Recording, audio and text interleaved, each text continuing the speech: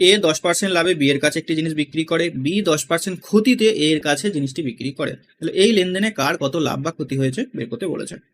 তো আমি যদি জিনিসটার ক্রয় মূল্য 100 টাকা ধরে নিই, তাহলে এ এই জিনিসটা বি কে বিক্রি করেছে। তাহলে এর বিক্রয় মূল্য কত?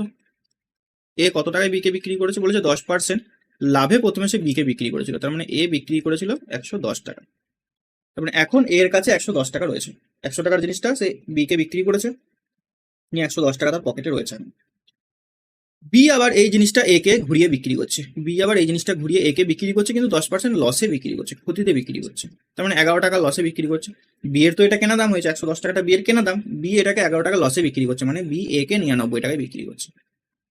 তাহলে আলটিমেটলি এখানে দেখো এ পেয়েছিল 110 টাকা, এখন আবার ওই সেম জিনিসটা কেনার জন্য বি কে সে 99 টাকা দেবে, কারণ বি 10% লসে অর্থাৎ 11 টাকা কম দামে অর্থাৎ 99 টাকা দামে সে এ কে আবার বিক্রি করছে। তাহলে আলটিমেটলি এর এখানে লাভ কত টাকা হচ্ছে?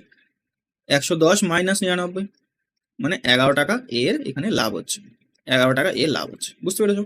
100 টাকার একটা জিনিস, ধরো এটার দাম 100 টাকা, 100 টাকার এটা কিনে এনেছিল মাউসটা, 100 টাকায় কিনে এনে বি কে বিক্রি করেছে, এ বি কে বিক্রি করছে ক টাকায়? 110 টাকায়। তার মানে এখন এর কাছে পকেটে রয়েছে, এই মাউসটার নেই, এর কাছে পকেটে আছে 110 টাকা। বি আবার কি করছে? বি এর কাছে এই মাউসটা রয়েছে, বি এই মাউসটা আছে 10% লসে আবার ঘুরিয়ে একে বিক্রি করে দিচ্ছে। তার মানে সে 99 টাকায় বিক্রি করছে, 10% লস মানে 11 টাকা লসে বিক্রি করছে, অর্থাৎ 99 টাকায় বিক্রি করছে।